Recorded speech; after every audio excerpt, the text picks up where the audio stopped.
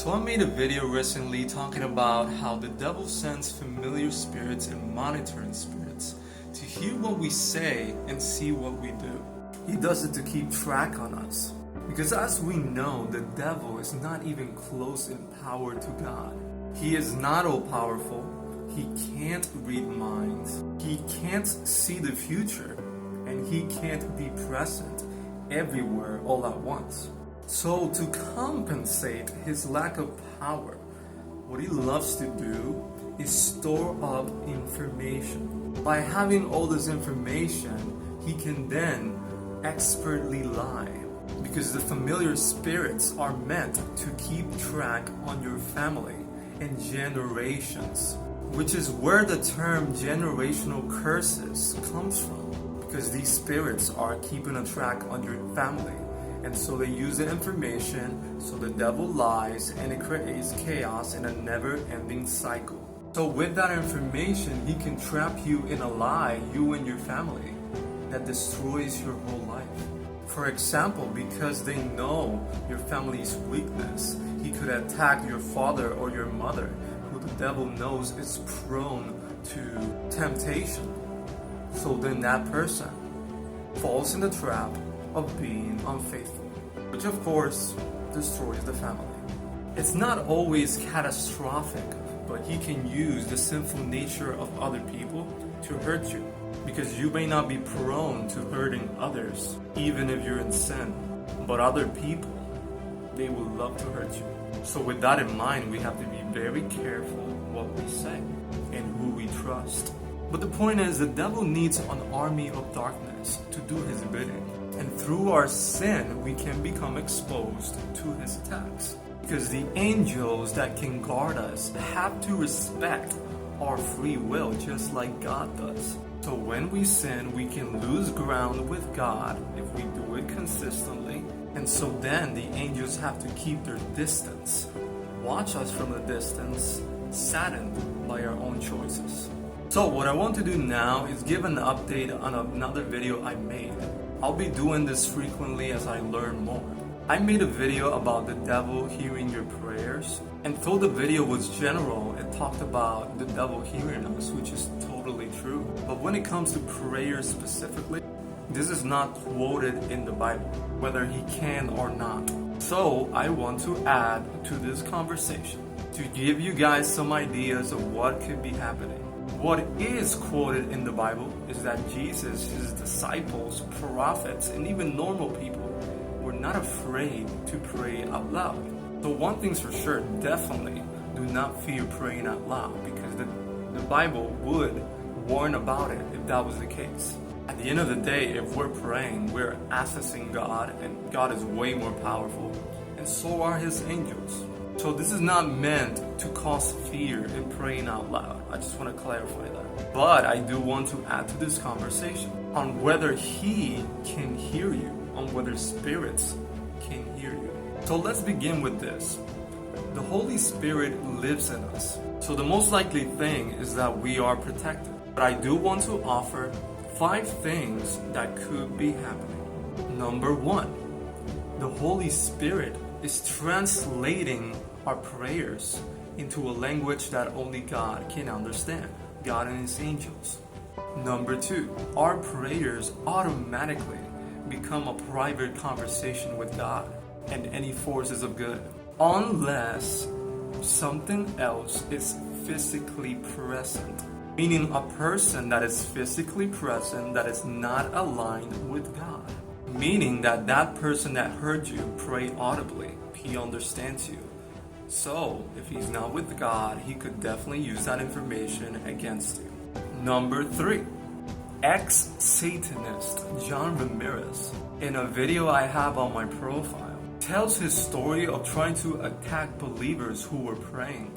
He wasn't doing it in physical form. Instead, he was doing astral projection. And he tells the story of when he was about to get close to them, he suddenly saw a wall of fire that when he got close, pushed him back and woke him up. The push was so hard, he even woke up crying, and he felt weak, which eventually led to him being saved and now being a preacher. The video of that story, of his story, is on my profile. You can check it out. Number 4, you can easily have protection from God and His angels, but depending on your connection with God and sin, if you are deep in sin, your prayer could be exposed. Because it would imply that you're not fully a believer, if that makes sense. There are levels to belief. Many people can pray but still doubt God's existence. For example, exorcism exists for a reason, because let's say the person possessed tries to pray. Many times it doesn't work. And they need someone else with bigger faith to intercede and help them. So what I think would happen in this instance is that if the person is very deep in sin, they would likely have to ask God to close the ears of the enemy, if that makes sense. They would have to believe enough to say, I want this prayer to be private. It sounds a bit nuanced, but it can make sense because it's not fully there yet. In other words, their faith is weak. And number 5, and the last one, is prayers are not private. So there is no protection unless you ask for it. Now remember, I'm just making theories up based on the information we have. And listen, above all, the important thing to know is that regardless if they can hear your prayer, they can't hear other things. So your conversations with people, those are things that could be dangerous for you. That information could be used against you. Sometimes we wonder, how can this person betray me? Like, I never thought they would do that. It's spiritual warfare. It's one thing to see the flesh, it's another thing to know what the person is going through in the spiritual world. What I do think is definitely worth praying for is to pray for the surveillance on our neighborhoods, in our cities, to be destroyed. Because again, there are definitely spirits watching us and watching others to cause chaos in their lives. So us, being a part of spiritual warfare, we can pray against that, and that's definitely worth it. The less information the devil has about people, the better. John Ramirez in his stories would share that he was told by Satan to curse neighborhoods. So he would go around in astral projection form, cursing places. And he would confirm that it would work. It will cause neighborhoods to cause violence and worse things. But here's the thing. He also confirmed that the places of believers, the neighborhood of believers, would be protected. And he wouldn't see any chaotic result. So one thing he confirms is that the people without God, the people that are deep in sin, are definitely more vulnerable. And it's obvious, right? The key thing is that him as a Satanist, he would be able to know and discern who is weak in the spirit and who isn't. He even said that when he would try to curse certain people, it could bounce back. And that makes total sense because witches do confirm that when you're protected, the curse could bounce back. I often say, I even have a video about this, that when it comes to witchcraft, I think it's a proof that God exists. Like, it's obvious. Why do the people believe in witchcraft but not God? Like, this is dark magic, right?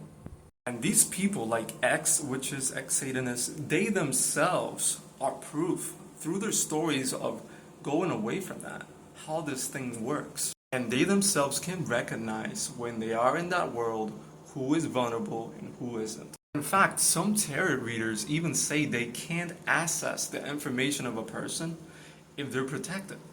Therefore, what some of they do is they instead create fake stories because they just want to sell, right? They just want to get a buyer. So we can definitely confirm there is spiritual protection for believers. And even the witch community, the Satanist community, all of them can confirm this. Some people say that the gift of tongues is a way to make your prayers private, but that's just a theory. So I believe what we need to be careful of is who we trust, what we say to others, and the other thing we need to be careful of is the information that's already out there and how the devil can use that against us. If he knows we're desperate for a partner, then he can send someone to trap us. That's from the world. At the end of the day, we have to understand that we are our worst enemy. We can become our own devil because the devil can't force you to do anything. Hope that helps. Much love.